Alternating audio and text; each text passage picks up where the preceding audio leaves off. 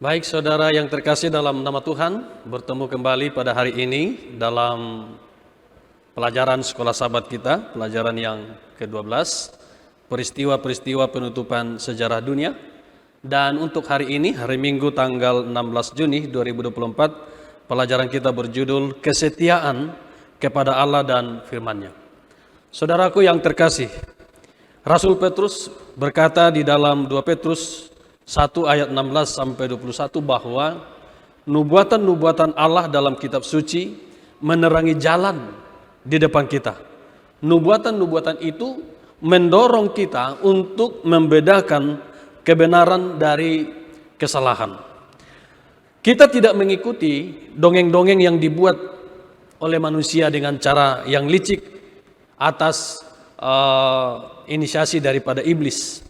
Dan tanpa Alkitab kita tertawan oleh pendapat manusia dan mudah sekali kita tertipu.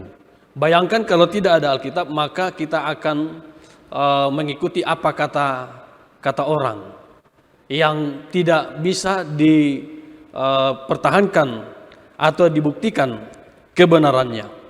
Tetapi Alkitab telah menjadi perlindungan kita terhadap guru-guru palsu dan tipuan roh-roh kegelapan. Setan menggunakan setiap sarana yang dapat dia lakukan untuk mencegah manusia memperoleh pengetahuan mengenai kitab suci. Begitu miripnya pemalsuan itu dengan yang asli, sehingga mustahil untuk membedakan kecuali saya dan kita semua membaca akan kitab suci. Hanya mereka yang membentengi pikirannya dengan kebenaran-kebenaran kitab suci yang akan bertahan melewati pertentangan besar terakhir itu.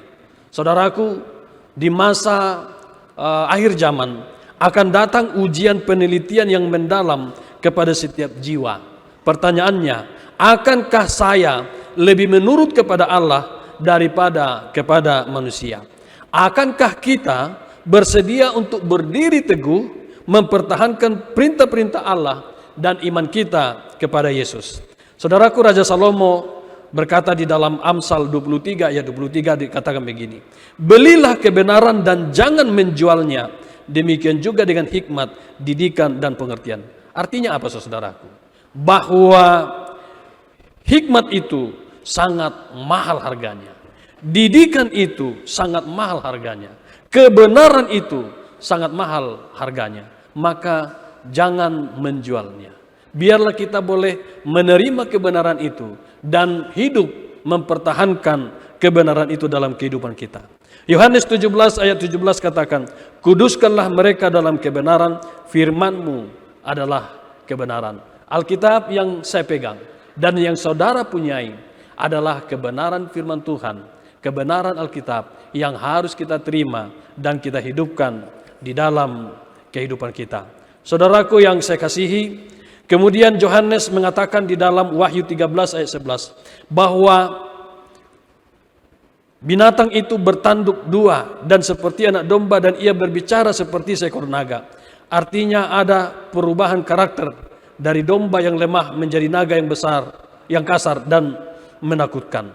Maka sebagai umat Tuhan saudaraku, biarlah kita boleh mempertahankan kebenaran Alkitab.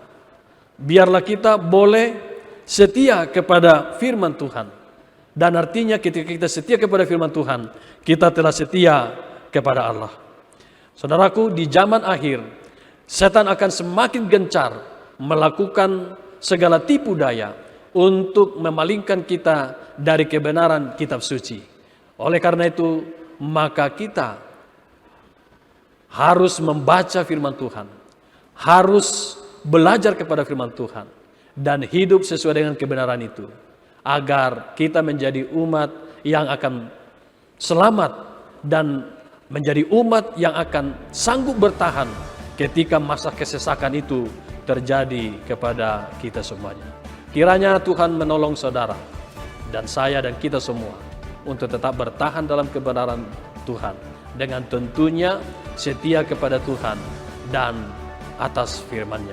Kiranya Tuhan memberkati. Jika ada pertanyaan, boleh menuliskan komentar di bawah atau di kolom komentar dari video ini. Terima kasih, Tuhan memberkati.